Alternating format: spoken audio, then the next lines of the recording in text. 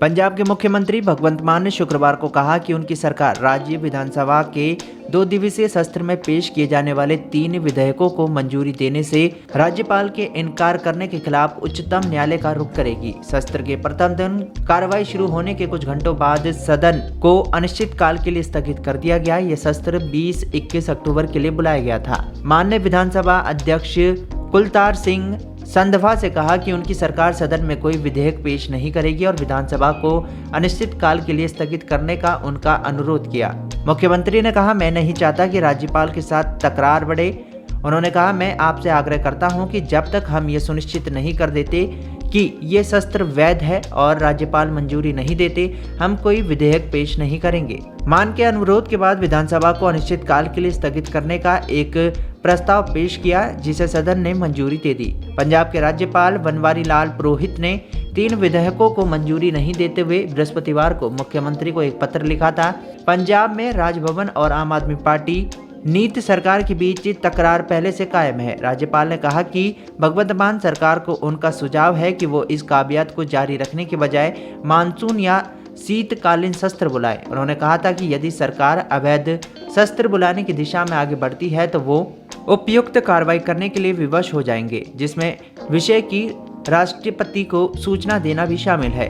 इससे पहले दिन में कांग्रेस विधायकों ने राज्यपाल की टिप्पणी का हवाला देते हुए जब विधानसभा अध्यक्ष से ये सवाल किया कि क्या सत्र वैध है, तब सदन में शोरगुल देखने को मिला। संधवा ने सदन में कहा कि वो 2 दिवसीय सत्र वैध है। उन्होंने कहा, यदि सत्र हो रहा है तो ये वैध सत्र है।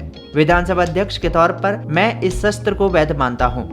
उन्होंने कांग्रेस सदस्य प्रताप सिंह बाजवा द्वारा इस विषय पर व्यवस्था मांगे जाने पर यह टिप्पणी की। भाजपा विपक्ष के नेता भी हैं। सांधवा ने जोर देते हुए कहा कि 2 दिवसीय सत्र वैध है, जबकि कांग्रेस सदस्यों ने इस मुद्दे पर सवाल उठाना जारी रखा और राज्यपाल द्वारा मुख्यमंत्री मान को लिखे गए एक पत्र का हवाला दिया, जिसमें इसे अवैध सत्र बताया गया। भाजपा ने इस बात का जिक्र किया कि पुरोहित ने लिखा था कि ये अवैध सत्र है। उन्होंने कहा, हम नहीं जानते कि ये सत्र वैध है या अवैध, और विधानसभा अध्यक्ष ने जवाब दिया कि ये वैध है। संधवा ने कहा, मेरी राज्यपाल से कोई बातचीत नहीं हुई है। भाजपा ने कहा, पंजाब में आज एक बड़ा संवैधानिक संकट है। राज्यपाल ने कहा कि ये एक अवैध सत्र है। आप सदन के संरक्षक हैं। उन्होंने कहा, राज्यपाल ने कई विधेयकों को पूर्व में मंजूरी नहीं दी। यदि सत्र अवैध है तो जो विधेयक लाए जा रहे हैं वो उसका मकसद पूरा नहीं होता।